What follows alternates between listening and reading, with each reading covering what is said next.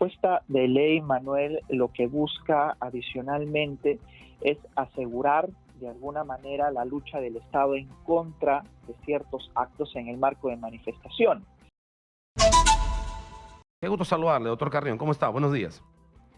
Muy buenos días, Manuel, y muchas gracias por la invitación. ¿Qué cosas nuevas nos trae esta propuesta en relación a las normas que ya tenemos vigentes y que por supuesto busca custodiar y salvaguardar derechos como estos que ya señalé, la vida, el cuerpo, la salud, propiedad pública, propiedad privada, libre tránsito, entre otros? ¿Qué de nuevo nos trae la propuesta del Ejecutivo ante el Legislativo?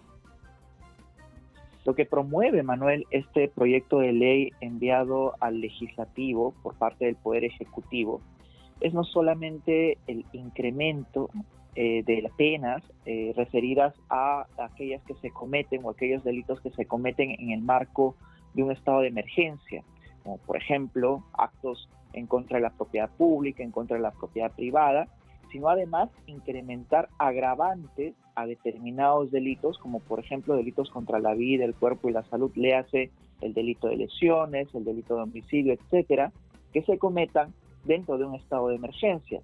Lo que se busca, en pocas palabras, es asegurar la sanción y ser mucho más severas las sanciones que se cometan en el marco de este estado de emergencia. Agravantes, añadir agravantes, es decir, añadir hechos que le harían un poco como más gravosa a la acción delincuencial y por lo tanto las penas más drásticas. Esa es la idea.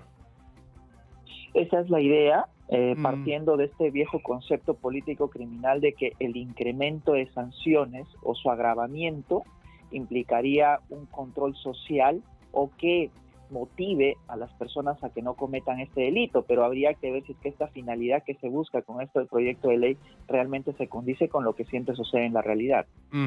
Le da, digamos, a las fuerzas del orden, Policía Nacional en condiciones ordinarias, Fuerzas Armadas en condiciones extraordinarias cuando se declara en estado de emergencia, digamos, mejores elementos, mejores instrumentos, mayor facilidad, más empoderamiento, si se quiere, desde la ley para una acción más eficiente, más eficaz en lo que significaría restitución del orden público. Esta propuesta de ley desde su punto de vista, doctor Carrión. Esta propuesta de ley, Manuel, lo que busca adicionalmente es asegurar de alguna manera la lucha del Estado en contra de ciertos actos en el marco de manifestación. Por ejemplo, la actuación policial o militar podrían ya verse de alguna manera respaldadas con ciertos actos al ser delitos graves. Ha habido también hace poco un decreto supremo emitido por el Poder Ejecutivo en el cual regula de una manera un poco más minuciosa cuál es la forma del uso de las fuerzas letales que deba de ostentar las fuerzas militares y policiales. Y esto es el siguiente paso en el sentido de que no solamente se va a hacer mucho más severa el uso de armas, sino que en este caso también lo que busca el Poder Ejecutivo es de añadir agravantes a efectos de dar la impresión o mandar el mensaje a la población de que estos delitos ahora son mucho más graves de lo que antes regulaba el Código Penal. Es decir, si yo sumo lo último que ha sido el tema del nuevo reglamento del uso de la fuerza y en este caso concretamente del uso de armas de fuego por parte de la policía y los militares principalmente, más este nuevo proyecto de ley, el reglamento ya está vigente, no se necesita mayor discusión, lo pone el Ejecutivo y lo saca el Ejecutivo, necesita una discusión y aprobación, pero si sumo ambas cosas, ¿podría decir que lo que está buscando el Ejecutivo es una mayor capacidad de represión frente a la protesta? Exitosa. Yo creo que habrían dos lecturas aquí, Manuel. Por un lado, lo que buscó el reglamento, este decreto supremo emitido hace pocos días por el Ejecutivo, que de alguna manera señala cuáles son los casos excepcionales en los cuales las fuerzas militares y policiales puedan hacer uso de armas letales. Elevando un poquito más la valla, ¿no? En el sentido de que ya el peligro de que corra la propia vida del militar o policía o inminente riesgo para un tercero deba de ser antes devenido por una advertencia para el uso de armas letales.